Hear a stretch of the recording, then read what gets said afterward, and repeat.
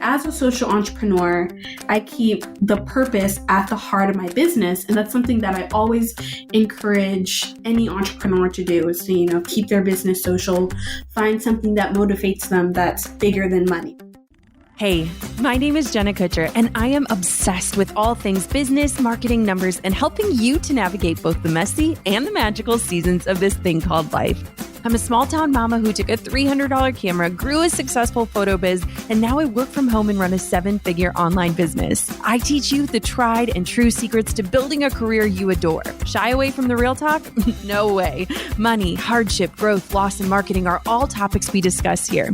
Think of this as your one-stop shop for happy hour with a gal pal mixed with business school. Pull up a seat, make sure you're cozy, and get ready to be challenged and encouraged while you learn. This is the Goal Digger Podcast.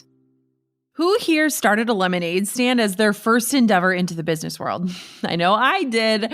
My brother and I, we would drag this cooler of Kool-aid down to the end of my driveway, and I'm pretty sure that my mom would call the neighbors to drive by so that we'd get a few customers. That's like life on a dirt country road.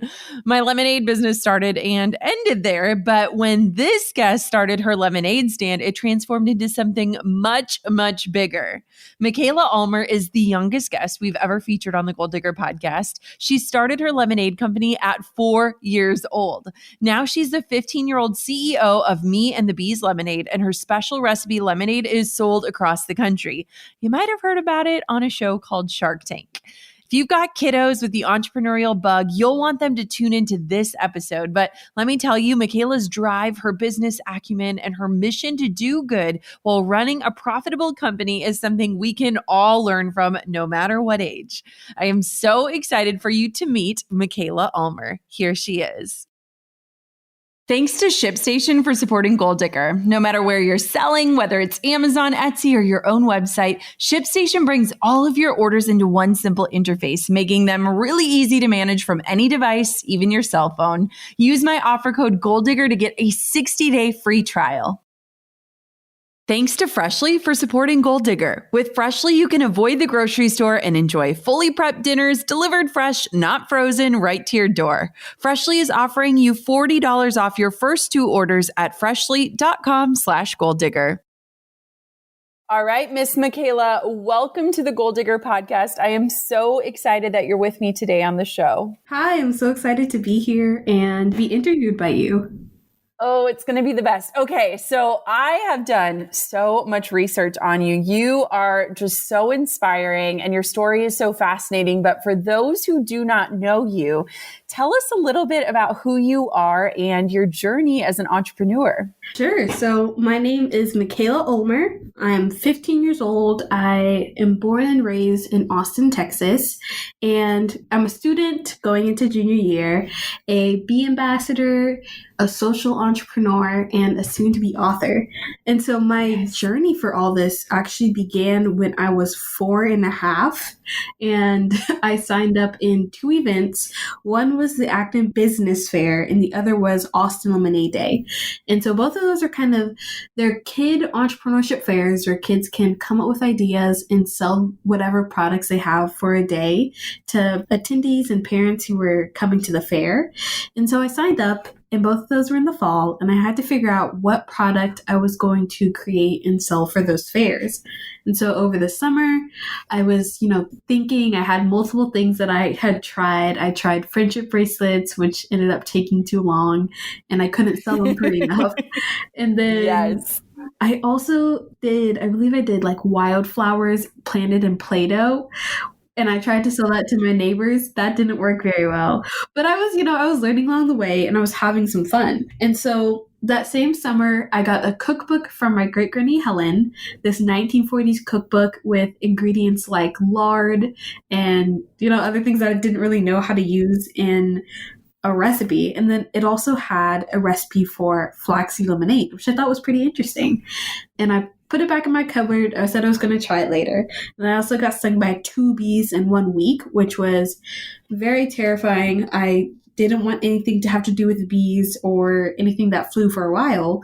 And my parents said, okay, why don't you do a little bit of research on them? So they encouraged me to, instead of like getting my usual books that I would get at the library, my usual picture books, what if we find one about bees? And I learned that they are incredibly important pollinators. Our food supply relies on them. Multiple food chains rely on them in our ecosystem. And then I also learned that without the bees, I can't have like the fruits and the veggies and even the cheese and milk and dairy that I love to eat every day.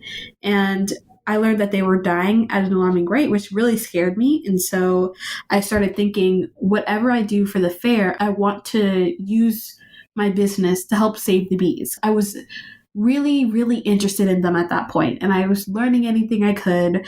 I was like going out and watching them when they came to flowers, but I really was interested in them. And I learned they made honey. So of course I took my Great Granny Helen's recipe, decided to sweeten it with honey, and that was my recipe for the fair. And I just continued to do that a couple of times a year. I learned a little bit more along the way. And we can also like go into this in more detail, but the journey has now been 10 years in business.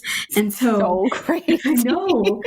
And it's progressed from like me selling in plastic cups and being kind of like shy to people who were coming by the stand to now being in like over 1,800 stores around the country, which it blows my mind. I never would have imagined that from the beginning. I love that. I love that your parents took you getting stung by a bee as a learning moment. Like, your parents are brilliant. I wasn't really excited to do that research at the beginning. Like, I don't like them. Yeah, why am I spending my time on something that just stung me? Why would I do that? But I think that was a point when I realized, okay, like, you should really enjoy being curious and asking a lot of questions. So I asked a bunch of questions to my parents. Like, we had some family friends who had bees, and I started doing bee courses and suiting up in these oversized bee suits when I was old enough. But that definitely sparked some curiosity. And so I was pretty lucky because I found my passion part of my passion, some of my passion at an early age. And I was able to, incorporate it to the purpose of my business from the very beginning, which is to help save the bees.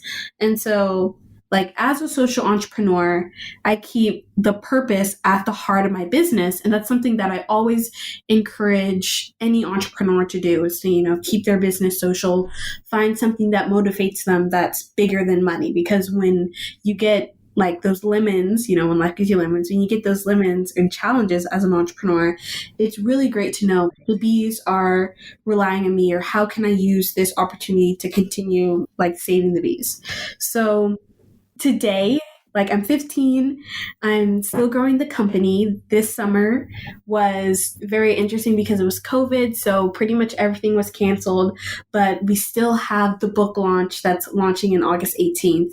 So I was able to spend more time on meetings, which are now digital, and learning and growing the operations of the business. And so then I also was able to do more like workshops and summer camps for budding entrepreneurs. And I would have really enjoyed traveling and doing those in person, but now I'm doing those mostly offline. Yeah, it's been such an interesting year of like quick pivots and shifts. Yeah. But I also feel like there's so many cool opportunities in that where it's like maybe you are getting to reach people that might not have heard you, or, it's just like, it's such an interesting era of transition and different than what we probably all imagined for this year. Definitely. The business had to adapt. And because a lot of our customers are restaurants and cafes and those places that sell mostly in person. So it relies on the connections and the meetings at those cafes, or the people who are stopping by to get their lunch and then a bottle of lemonade. So we had to adapt and figure out how can we sell online. It was just being innovative, finding new ways to sell the product or discount the product, find new customers. That's what we worked on. And I know a lot of businesses did that too. Like nail shops were creating pre-made nails, which looked really stunning, but they were creating pre-made nails and sending those out instead of having people in store. So things like that, you get those curveballs, or like the black swans, as they call them in business, and just finding a way to adapt to those. So one of the things that I'm so curious about, and our listeners love Shark Tank, it's just such an interesting show. And I think anyone in the entrepreneurial world just has so much respect for any founder that can get up in front of those sharks and pitch. Will you talk a little bit about your experience on the show, preparing and pitching and getting a deal? Yes. So Shark Tank, I went on Shark Tank when I think it was between the age of 9 and 10, and it was season 6 of Shark Tank. And we initially got invited on Shark Tank from the African American Chamber of Commerce in Austin. And they were holding Shark Tank auditions, and they invited me out. Initially, it was a hard no for my parents. And then after, because they've seen the sharks, so they can be pretty brutal sometimes. Yeah. But I think I wanted to grow my lemonade. We were only in around 20 stores in Austin, in a little bit in other cities in Texas. And I really wanted to grow until I realized, okay, this could be an opportunity to get more funding. And so it was the last day that they were holding auditions. My parents said, okay, we can do this one audition. I felt like we were kind of unprepared, but we were asked for more calls and invited back. And so overall, the Shark Tank experience was lots of practicing my pitch. I also enjoyed meeting with my math teacher because I had to learn more about like percentages and interest. So I actually met with my math teacher and my dad at like cafes, and we went over the numbers of the business and everything. And that was one of my favorite parts. And I also loved meeting and hearing the ideas of the other entrepreneurs. Yes. What a cool experience. And I think one of the things, just working with so many different entrepreneurs and being in this space, I feel like a lot of times people are afraid of knowing their numbers. You know, numbers can feel scary and intimidating, but I think that there's so much power in understanding that. What was it like to try to understand all of that when you're 9.5 years old? It was definitely overwhelming at first, but I learned to kind of enjoy it because I would ask questions, and then like friends at school would ask me questions, and I'd be like, hey, if you have an idea, here's something you could do. So I liked being able to answer questions that my friends had at school. And it was just like, I realized this is a huge opportunity for my business. And so by learning these numbers, not only am I like helping my business, but if I decide to start another business, or if I want to become an investor and invest in other businesses, I could do that as well. And so it was a long experience. It was a lot of practicing my pitch in front of my parents, in front of family and friends, and getting critiques. But my family also did a really good job of making it fun and not making it just like boring where I didn't want to do it anymore. It was fun, and I really enjoyed doing it. I love that. I know that you have a picture of you and great granny Helen, and I know that she got to see and enjoy what you've created. What does she think about everything that you've done and been through? So my great-grandmother was always proud, and I remember one year where I actually got to bring her a bottle, and we read to her the back of the label, which talked about how I got the cookbook from my great-granny Helen, and she was just smiling. She was like, I'm so proud of you. Whatever you do, I'm going to be standing with you. And so it's heartwarming to think that without her recipe, without her support, without her realizing, I think she heard from like my parents that I was trying new things in the kitchen. And that's why she sent me and my mom the cookbook. But without that, me and the bees wouldn't be a thing. So I'm just so happy that I got to learn from her, and also like my grandparents and my parents. Yeah. You've had some really powerful mentors. I think one of my biggest questions, selfishly, as a mother of a daughter, what do you think your parents did to empower that curiosity and just the experimentation that you've done that has led you to where you are today? They have done so much. I don't think I can like say this is one thing that they did, but just off the top of my head, some things that they did is that when they encouraged me to ask questions, that's the first thing. When I was trying to grow my business, they didn't say, wait till you're older, or they didn't even ask, like, what do you want to do when you're older? It was kind of just like, what do you enjoy doing? Or what's something cool that you may want to do? And so that was one thing. The next thing was they also learned along with me. So neither of my parents had experience in the beverage industry. My mom had her own like small marketing firm, and then my dad did finance at Dell. But they both learned along with me, and then they both taught me what they know. So sparking that curiosity, teaching what you know, and not telling them to wait, but even if the business does fail, you always learn something from it. And it can be kind of discouraging at the moment, like my wildflowers. But I learned that, it has to be a product that people want. And so my parents never shut anything down, but unless it was real, like, I don't even, I don't think there was an incident where they did, but it was always just them encouraging me to keep learning and keep trying. I want to know, for you, what does the world look like as a teenager and a founder and a CEO of a huge business? What does that look like? How do you balance it all? So that's a good question. Right now, it's been really busy as I'm focusing on getting ready for my book launch. So that's the focus. I'm like finding that I can't take as many business calls because I'm doing interviews or because I'm doing small edits and things like that. So that's one thing. And the reason why I continue doing it is because I really want this book to help inspire other budding social entrepreneurs out there. So it's me checking my calendar every morning and actually every evening to see what I have to do for the next day. And there's a Miss Tiffany Pham. She's the founder of Mogul, which I'm not sure if you've heard of, but she has a book called Girl Mogul.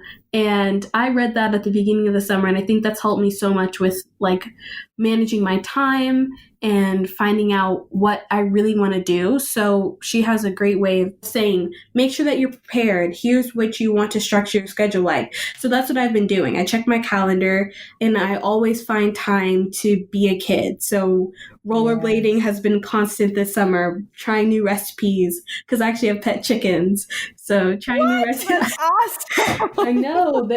I guess it's a fact not a lot of people know about me, but I have 6 pet chickens and one of them is super eager to come up and like get pets and the other ones are kind of hesitant, but they all lay eggs and their eggs are really good. Oh, that is amazing. Do they have names? Yes. So there's Red, there's Sunrise, and then we got 3 chicks that we have to name.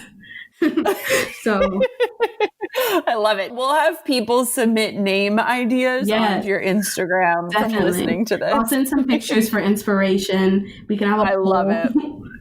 I'm 100% in on that. One thing that I just admire so much about you, you've sat at tables with Fortune 500 CEOs. You were invited to the White House not just once, and you've done all these really like big, important things. I want to know, do you ever experience nerves or fear? Nerves or fear is something that's so natural. It's part of your gut. And when you feel those nerves or that nervousness, it's kind of a sign that you care. This is something that you're excited about, but you want to make sure you do it right. So when I'm public speaking, I don't really feel those nerves because I've done a lot of practice. But of course, I get those little butterflies. But something that one thing that's my strategy for entering a room with that confidence is preparing. So I've noticed that when I don't prepare, that's when I feel the most nervous. So setting aside that time beforehand to focus and breathe and listen to my favorite song right before. That's what I did right before this podcast and things like that.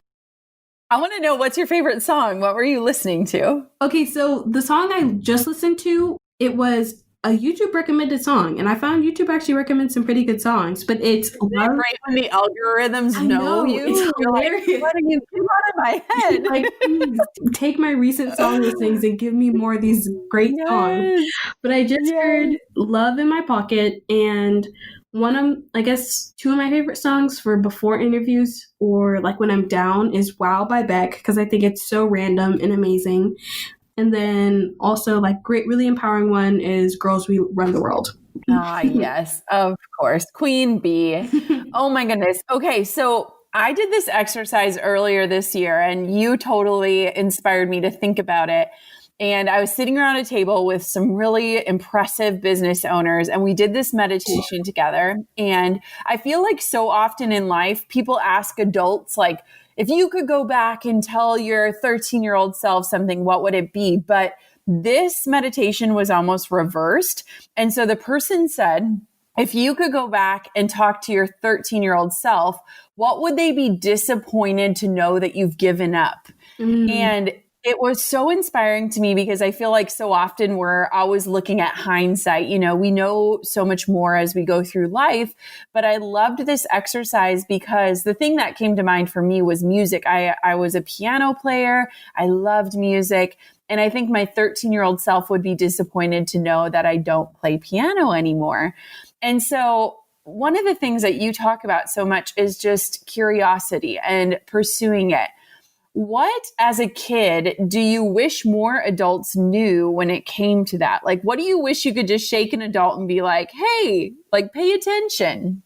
I think the one thing that I hope that more adults would do, and I think it's something that's so doable, is being fearless. And I know that sounds like, of course, that's what my book is about, but that's what I really think. I think it's like, give me a dessert, for example. An ice cream sundae. Okay, ice cream sundae. We're going with that. So when a kid wants an ice cream sundae, they're going to do whatever it takes to get their ice cream sundae. If it's like sneaking into the back of the fridge or the freezer, or going on top of the counter, or constantly asking their parents for the ice cream sundae, they're going to get the ice cream sundae. But sometimes when adults want the ice cream sundae, they're thinking of, oh, I have to drive to this restaurant, or, oh, I have to count the calories, or, oh, like, I don't know if I want it today or tomorrow. Maybe I should put it off and do it a different day. Like, I've just noticed that the mindset kind of changes. And so I think that's the same thing with business or doing that one thing that you enjoy, like music. It's that fearlessness of I'm going to go and try this. And that's one thing that I would say is have that kid mentality for that. Don't be afraid to get messy. For example, me in the kitchen, squeezing lemons and spilling honey all over the place. That shouldn't faze or fear you, and just have fun. I just feel like as adults, we just get so calculated in our next steps. We're so like regimented. We're stuck in routine. We know what certain outcomes might look like. And that almost holds us back from pursuing things because we can't really see beyond what we think is going to happen. Yeah, I've seen that. And that's one reason why I love Generation Z, is that like we're adopting the mentality of being change makers and like that go-getter mentality. And even if we can't fix everything, we can fix something. And what are the steps that I need to take in order to fix that something? So everyone can do that. Even if it's something huge and overwhelming, what can I focus on right now that'll get me towards that goal? So setting mini goals. Freshly is my new workday secret. Like, how many times have you found yourself deep into a project with tunnel vision on your computer screen, and all of a sudden the hours have passed and you haven't even fed yourself? You know you'll be way more effective with a healthy and nourishing meal in your stomach, but you cannot spare the time it takes to prepare one. Well, can you spare 3 minutes? That's all it takes to whip up a meal from Freshly. With Freshly, you can avoid the grocery store and enjoy fully prepared dinners delivered fresh, not frozen, right to your door. Freshly's chefs and nutritionists do all the hard work. All you do is heat for 3 minutes and lunch or dinner is done. Imagine better for you golden oven fried chicken, creamy springtime risotto, and fall apart tender beef brisket.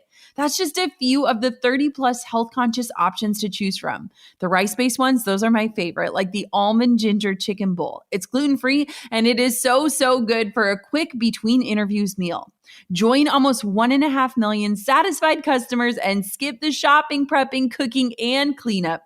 Freshly is offering my listeners $40 off your first 2 orders at freshly.com/goaldigger. That's freshly.com/goaldigger. I'm not sure how it's possible, but the holiday season, it's right around the corner. And this year, we know that people will be buying more stuff online than ever before.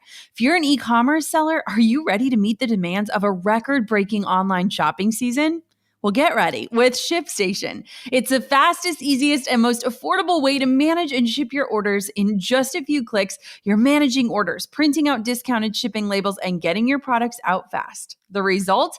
Happier holidays for you and your customers. And listen, I know we've barely taken the first sips of our pumpkin spice lattes, but it is not too soon to be thinking about the holiday shopping and shipping plan for your business. ShipStation works with all the major carriers, including USPS, FedEx, UPS, even international. You can compare and choose the best shipping solution every single time.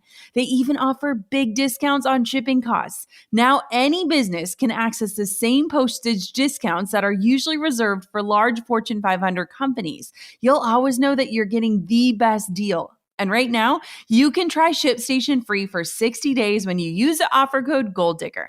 Make sure your business is ready to meet the demands of a massive online shopping season. Get started at ShipStation.com today. Click on the microphone at the top of the homepage and type in Gold Digger. That's ShipStation.com, then enter the promo code Gold Digger. ShipStation.com, make ship happen. Let's talk about like the social cause part of your business, because it's a huge piece of it. And I think that nowadays, just like you just said, there are so many people that want to be change makers and to guide this change. So walk me through, what is the social cause of your business and how did you land on it? And how does it impact how you approach business as a whole? Meet the Beat, since I started, has donated a portion of the profits to organizations that are helping save the bees. And so that has been Texas Beekeepers Association, eventually National Beekeepers Association, the Honey Board, or Heifer International, which is one of my favorites because it donates beehives to families in developing countries. And I always thought that was so amazing. But one thing that we're doing now is we are still saving the bees. So we're still donating the portion of our profits to those organizations. Then one thing that I've kind of done now is continuing to inspire others to become social entrepreneurs, and especially youth. I guess I've realized that it's so important to get started. If you want to, don't be afraid to get started at a young age. Going and teaching those workshops in those summer camps and going to those schools that have invited me, that's another part of my mission statement from the business.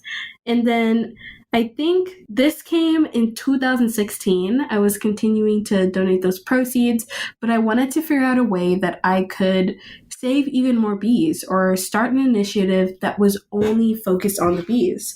So I actually launched a completely separate nonprofit called the Healthy Hive Foundation. And that's all about saving the bees. It's about saving the bees through research and education and protection, and then also a little bit of youth entrepreneurship at the same time. And that has been such a blast to run because it's going and installing bee apiaries and hiring beekeepers to teach classes to little kids who are curious about the bees as well, or even like partnering with different local beekeepers and figuring out how we can turn land into bee-friendly land that's being used by campuses or schools. So I think it's great that I get to see both of those worlds. I get to see the social entrepreneurship side and the business and the for-profit, but also for good. And then I also get to see the nonprofit and getting your hands dirty, building gardens and things like that. So I really enjoy that.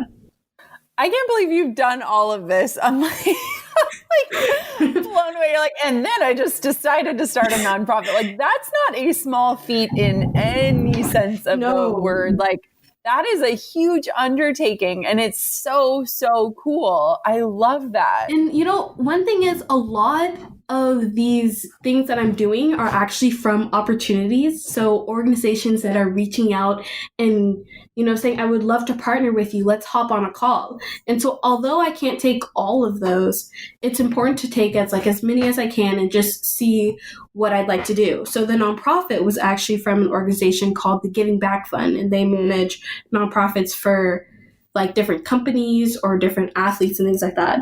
And so they were interested in my story, and they helped me go through the process of setting up a 501c3 and all the steps along the way. So take advantage of those opportunities and continue, you know, meeting people and networking. That's amazing. And that's so, so impressive. One thing I want to know, so let's talk about your book a little bit. Like, what was the journey in writing a book like? What was the editing process? Like, what are your hopes for the book? How did it feel? It's just like, it's throwing out your heart to the world in a totally new form. Yes, so that's exactly the case. I didn't think that I would write a book because I'm mostly a public speaker. I mostly do interviews. I mostly do presentations. And it was just getting to a point where I got so many requests for these presentations and I couldn't accept all of them. I was a full-time student. I'm an entrepreneur and, running Me and the Bees, and I can't accept every single request. Some of them were around the world, and I was able to accept some of those, but just, of course, not all of them. So when a book agent reached out and wondered if I would be interested in writing a book, I realized that could be a way to, reach that larger audience that I couldn't initially reach. And so we started the process of writing a book. No. There's a lot of, before I even wrote the book, we had to figure out what kind of content was going to the book, what the audience was. I ended up deciding that I wanted my audience to be middle school because that's such a great age to start. And also you can learn so much, but also they love a really good story. And so then we started thinking of what content. I started asking my brother a ton of questions. My younger brother, Jacob, he's 12 years old. I also have friends at my school who have younger siblings. So we started figuring out what kind of things are they interested in. And I realized that some of the things that they want to know, people of all ages want to know too. So we got to writing. The book content came to be a part memoir and a part business guide. So the book title is Be Fearless, Dream Like a Kid. And it's all about my journey of social entrepreneurship, but it also has different business tips and guidance on how to make a budget and things like that for young readers who may be interested in pursuing their own businesses as well. And so it's been a long process, but I think just realizing that so many people can read this book and will gain something and learn something from this has been something that's kept me going. I love that you almost provide implementation tools with a book. I think that is so smart because I love reading memoirs and stuff, but then sometimes you finish and you're like, well, now what? Or how does this apply to me? So I think it's so brilliant how you are tying in just tools and tips and tactical takeaways, because I bet that there will be kids that read it and they're like, all right, I'm ready to launch my own business, or I have this idea. And I think that's so exciting. And I guess the thing is, a lot of this doesn't get taught in schools. We don't learn about financial literacy or how businesses work or things like that. And so by introducing these concepts, but also teaching them, don't just be a business that's just for money, but find something that you believe in, or just think of something that interests you and figure out how you can help that cause with your business, is a really great way to teach those things and then also get them to want to start learning more about it on their own. I want to know, Michaela, let's say you and I were sitting down over some lemonade 5 years from now. What do you envision for next? Do you plan ahead? Are you kind of just going to wait and see? What do you think is coming up for you in the next few years? So I think 5 years from now, I'll be graduated from high school, probably in college at that point, maybe studying business or economy. All those things are pretty interesting to me. But where would I be personally is in college learning. Where the business would be is hopefully national. I want everyone to have heard of Me and the Bees and everyone to have access to my product. I would like to make a measurable impact on bees and see a rise of kids my age and younger, eager to learn more about the world and business. And then I would like to see the issue of the bees dying on the top of everyone's mind, more people to be conscious about it. I would like to potentially be learning about investment and figuring out how I could invest in other minority run or female run businesses, because for me, finding funding was difficult. So being able to make that path of growing a business a lot easier for others is something that I'm definitely interested in. Oh, I foresee all of that and so much more. I'm so excited to get the opportunity to just watch what's next for you. So with your book launch, what are you most excited about? Like, how does it feel getting this message out to the masses? Are you excited? Are you nervous? What does it feel like? I am so excited for people to read my book and to hear my story. And even people who already know my story to learn what I've learned along the way. And so there's a lot of work and preparation that goes into launching a book, as many authors know, and that I now know. And so it's just trying to make sure that we're encouraging people to pre-order or read, and then also when they read to like share what they've learned or something that they are interested in. So I'm so excited for this book launch. Oh, but I'm so excited for you to get it out into the world. I think that's just such a remarkable feat. I can't believe all of the things you've done at your age. My question for you is this: do you think that anyone is ever too young to start a business? I don't think anyone's too young to start a business, because I think the idea of like business is something that we all have, even if it's like you're a little kid negotiating for more money on your allowance or something like that because you're doing those chores. I don't think so. And the second that I like set up my stand, or initially was a table and selling okay lemonade, I became an entrepreneur. And Yeah. I don't think you're too young. I think you're going to start and learn things, but you're never too young. I have to tell you that, so I used to have Kool-aid stands as a kid, and we lived in a very like the country dirt road, Minnesota.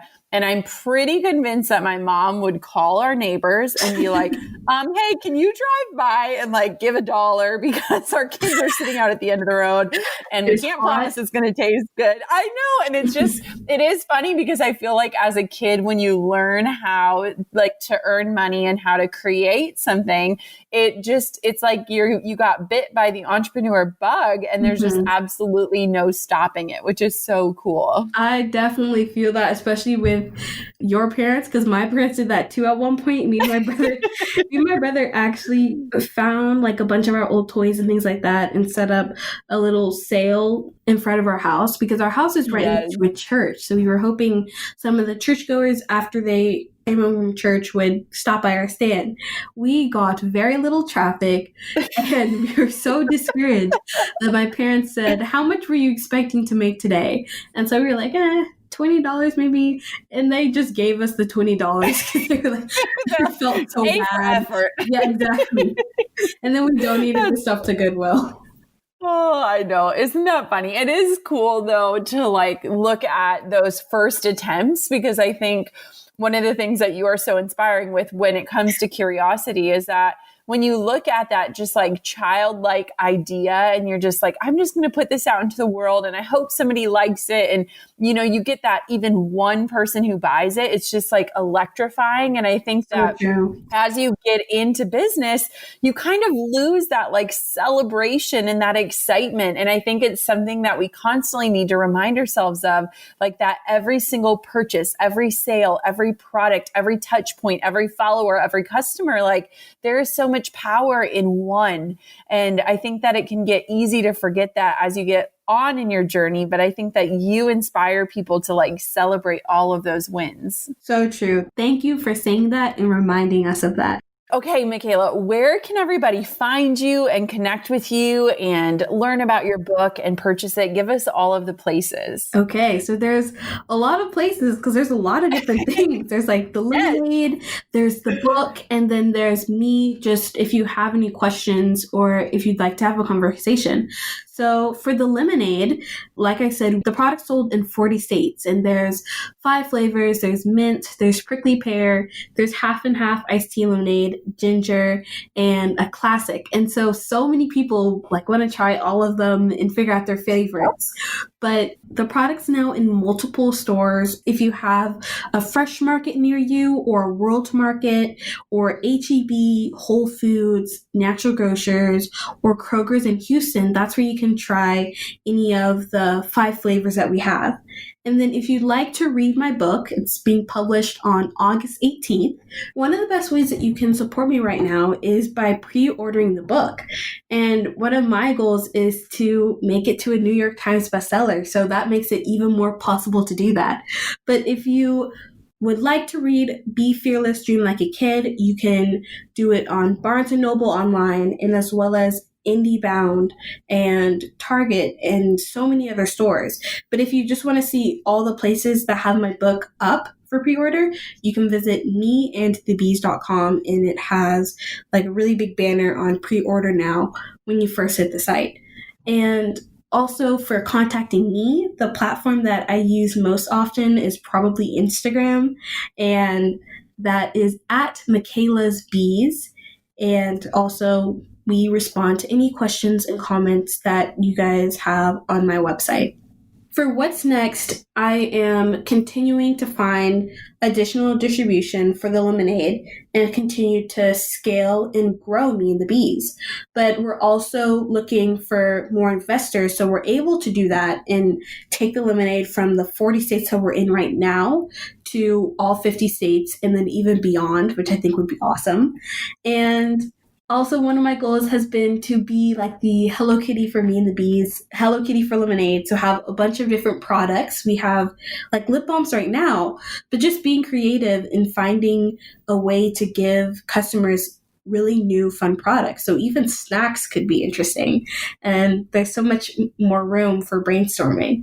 But other than that, it's making a measurable impact on the bees, continuing to grow my business, and also continuing to grow the nonprofit. So exciting. I am just so thrilled for you. I cannot wait for your book to get out into the world. I want all of my listeners to buy it, not only for themselves, but for their children. I think that we can all learn just so many valuable lessons from you and the way you show up and the way that you teach and lead. So thank you so much for the work you do and for being a guest on our show today. Thank you. Wow, Michaela is so incredible. I know I certainly wasn't doing anything to that magnitude at the age of 15 beyond learning how to parallel park, which I don't even know. Do kids even have to learn that nowadays? I feel like cars can do that for you. But I am just so excited that you get to listen into this episode. If you have children, I pray that they get to listen to this episode and be inspired by Michaela's story. But if anything, I hope that today you are encouraged to pursue your curiosities and to try something new and to be as persistent as a child who wanted an ice cream sundae.